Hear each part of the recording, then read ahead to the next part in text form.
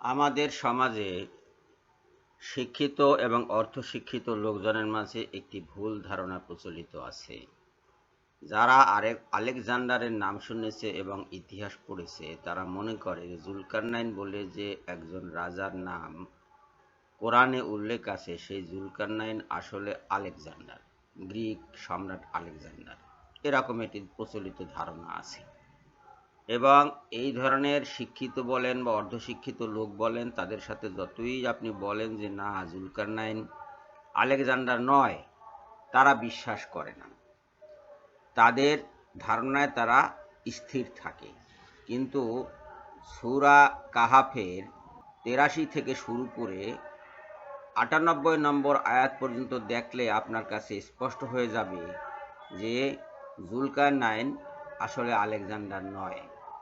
৮৩ নম্বর আয়াতে আল্লাহ পাক বলছেন, ওয়াইয়াস আলু নাকা আন জিল কারনাইন, জুলকারনাইন সম্পর্কে বা জিলকারনাইন সম্পর্কে লোকজন তোমাকে জিজ্ঞাসা করে, তুমি বলে দাও আমি তোমাদের নিকট অচিরেই সে বিষয়ে বর্ণনা করব। ৮৪ নম্বর আয়াতে বলা হচ্ছে যে আমি তাকে পৃথিবীতে কর্তৃত্ব দিয়েছিলাম এবং প্রত্যেক বিষয়ের উপায় ও পন্থা নির্দেশ করেছিলাম।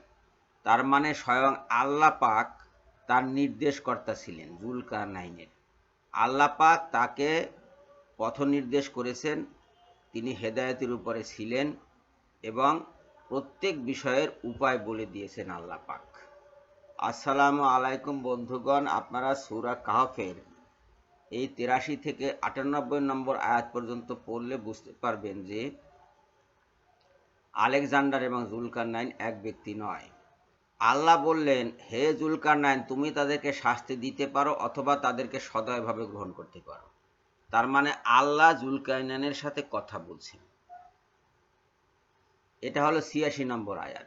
৮৭ নম্বর আয়াতে জুলকারনাইন বললেন, যে কেউ সীমালঙ্ঘন করবে আমি তাকে শাস্তি দেব, অতঃপর সে তার প্রতিপালকের নিকট প্রত্যাবর্তিত হবে এবং তিনি তাকে কঠোর শাস্তি দিবেন। তবে যে বিশ্বাস করে এবং সৎকর্ম করে তার জন্য প্রতিদান স্বরূপ আছে কল্যাণ এবং তার প্রতি ব্যবহারে আমি নম্র কথা বলব। পরে পুনরবে মুসলিম জুলকারনাইন। পক্ষান্তরে আলেকজান্ডার একজন মুশরিক ছিলেন। তিনি এবং তার লোকজন বিশ্বাস করতেন, মানে আলেকজান্ডারের লোকজন এবং আলেকজান্ডার নিজেও বিশ্বাস করতেন যে তিনি গ্রিক দেবতা জিউসের পুত্র এবং সেভাবেই তিনি পৃথিবী শাসন করেছেন একজন দেবতা হিসাবে। ৯৫ নম্বর আয়াতে জুলকারনাইন বলছেন, তিনি বললেন, আমার প্রতিপালক আমাকে যে ক্ষমতা দিয়েছেন তাই উৎকৃষ্ট। প্রতিপালক মানে কি? প্রভু, আল্লাহ পাক। তো এখন এই যে রাব্বি, এখানে আছে রাব্বি, কালা মা মাক্কান্নি ফিহি রাব্বি খাইরুন। তিনি বললেন, আমার প্রতিপালক আমাকে যে ক্ষমতা দিয়েছেন তাই উৎকৃষ্ট। এই যে রাব্বি বলে যিনি আল্লাহ সম্পর্কে কথা বলেন তিনি অমুসলিম হতে পারেন না, তিনি মুসলিম।